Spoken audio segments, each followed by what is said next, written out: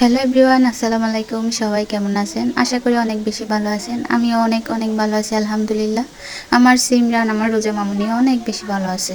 আমি বাপের বাড়ি বেড়াতে এসেছি 2-1 দিন হলো। আসার পরে তো অনেক বেশি অলস হয়ে গেছি। ভিডিও করি কিন্তু একটাও এডিট করে আপলোড করি না, ইচ্ছে করে না আর কি। মেয়েরা তো বাপের বাড়িতে আসে একটু শান্তির জন্য, আরামের জন্য। আমিও ঠিক সবার মতো বাচ্চা কাচ্চা আম্মুকে দিয়ে দিয়েছি। আমি একাই অনেক বেশি আরামে আছি। খাওয়া দাওয়া, ঘুমানো আর ঘোরাফেরার মধ্যে দিন কেটে যাচ্ছে। এখানে বেড়াতে যাওয়া, ওখানে বেড়াতে যাওয়া। আজকে আপনাদের সাথে যে ভিডিওটা শেয়ার করতেছি এটা হচ্ছে আমি যেদিন বাপের বাড়ি আসতেছি সেদিনের ভিডিও। আমার আম্মু আমাকে আনতে গেছিল। আগে তো আব্বু নিতে আসতো, এখন আব্বু নেই, তাই আব্বুর দায়িত্ব তো আম্মুকেই পালন করতে হবে, তাই না? আর এই যে আমার রোজা মামুনি তার নানুমনির কোলে।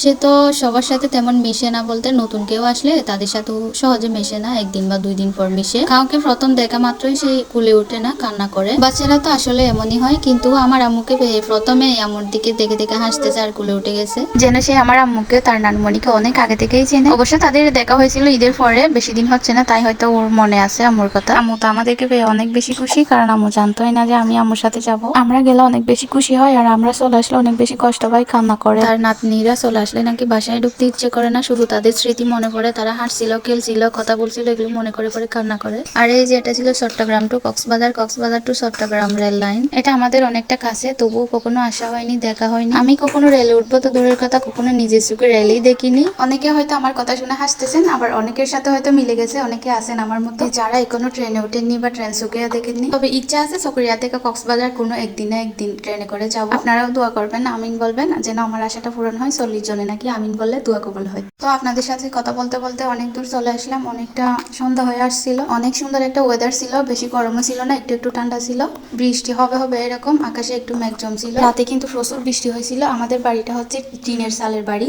বৃষ্টির দিনে টিনের চালের বাড়িতে ঘুমাতে কিন্তু অনেক বেশি মজা, যারা ঘুমিয়েছে তারাই জানে। আর এই যে দেখুন কি সুন্দর প্রাকৃতিক দৃশ্য। আসলে প্রকৃতি অনেক বেশি সুন্দর, অসম্ভব সুন্দর। যারা প্রাকৃতিক দৃশ্য দেখতে অনেক বেশি ভালোবাসেন, ফ্রেশ ফিল নিতে চান, তাহলে এই রোডে চলে আসতে পারেন। এটা হচ্ছে কক্সবাজারের চকরিয়া থেকে বদরকালী যাওয়ার রাস্তা। এই রাস্তায় আমরা দুজন, মানে আমি আর আমার হাজবেন্ড, কতবার যে বদরকালীতে গেছি বাইকে করে। এতটা বেশি ভালো লাগে এই রাস্তায় বাইক ট্যুর দিতে, সত্যি অসাধারণ। রাস্তা শেষ হয়ে যাবে কিন্তু আপনার মন ভরবে না, ইচ্ছে করবে আবার একটু ঘুরে আসি এই রাস্তাটা। সিমরানের আব্বু যখন দেশে ছিল তখন তার বাইক ছিল। সিমরান আসার আগে আমরা দুজন, আবার সিমরান আসার পর আমি, সিমরান এবং তার আব্বু অনেকবার অনেকবার এই রাস্তা দিয়ে আমরা বাইক ট্যুর দিয়েছি। আমার বাপের বাড়ি মানে সিমরানের নানু বাড়ি গিয়েছি। আমাদের নতুন নতুন বিয়ের পর একবার রমজানের সময় সেহরি খাওয়ার পরপরই আমরা বাইক নিয়ে আমার বাপের বাড়ি গেছিলাম। অনেক বেশি ভালো লাগছিল।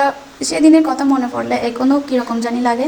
এখনো ইচ্ছে করে আরেকটা বার যদি যেতে পারতাম, কিন্তু জানি না আদৌ কখনো সত্যি হবে কিনা, স্বপ্নটা পূরণ করতে পারবো কিনা আমার স্বপ্নটা। আল্লাহ তুমি আমাকে আমার ছোট্ট ছোট্ট স্বপ্নগুলো পূরণ করার তৌফিক দাও, আমিন। এগুলো এখন শুধুই অতীত আর স্মৃতি, এখন আর সম্ভব হয় না, কিন্তু অনেক ইচ্ছে করে আরেকবার একটু বাইক ট্যুর দিই এই রাস্তায়। আর এই ক্লিপটা হচ্ছে আসার পরের দিন সকালে। আস্তে আস্তে সন্ধ্যা হয়ে গেছিল, রাত হয়ে গেছিল, এই জন্য আর ভিডিও করিনি, ইচ্ছে করিনি। অনেক বেশি ক্লান্ত হয়ে গেছিলাম, আমার বাচ্চারাও ক্লান্ত হয়ে গেছিল গাড়িতে। আমি যা আসবো সেটা আম্মু জানতো না। আম্মু আমার শ্বশুর বাড়ির এদিকে একটা কাজে গেছিল, তো আম্মুর সাথে আমি চলে আসছি, তাই কোনো কিছু রান্না করে যায়নি। এসেই গরুর মাংস রান্না করছিল, খেয়ে দিয়ে লম্বা একটা সুন্দর ঘুম দিয়ে সকালে উঠে এদিকে অনেকগুলো খেজুর আম্মু নাকি আমার বাইকে দিয়ে গাছ থেকে নামিয়েছে আমার জন্য। খেজুরগুলো কিন্তু গ্রামের এদিকে বেশি পাওয়া যায়, আমার শ্বশুর বাড়িও কিন্তু গ্রামে, তবু তেমন একটা পাওয়া যায় না। আর অনেকেই তো চেনেই না এই খেজুরগুলো, কিন্তু আমার অনেক বেশি পছন্দের। প্রতি বছর আম্মু আমি আসতে না পারলে আমার জন্য পাঠিয়ে দেয় আমার শ্বশুর বাড়িতে। মামানি কান্না করছিল, সেজন্য আমি নাস্তা করে ওকে নিয়ে বের হয়ে গেছি। সিমরানকেও সাথে নিয়ে যাবো হচ্ছে ফুফির বাড়ি। তো সবাই ভালো থাকবেন, আমার জন্য বেশি বেশি দোয়া করবেন। আমার ভিডিওটা কেমন লাগলো কমেন্ট করে জানাবেন, ভালো লাগলে শেয়ার করবেন, লাইক কমেন্ট করবেন, পেজটা অবশ্যই ফলো করবেন। দেখা হবে পরের ভিডিওতে। আসসালামু আলাইকুম, আল্লাহ হাফেজ।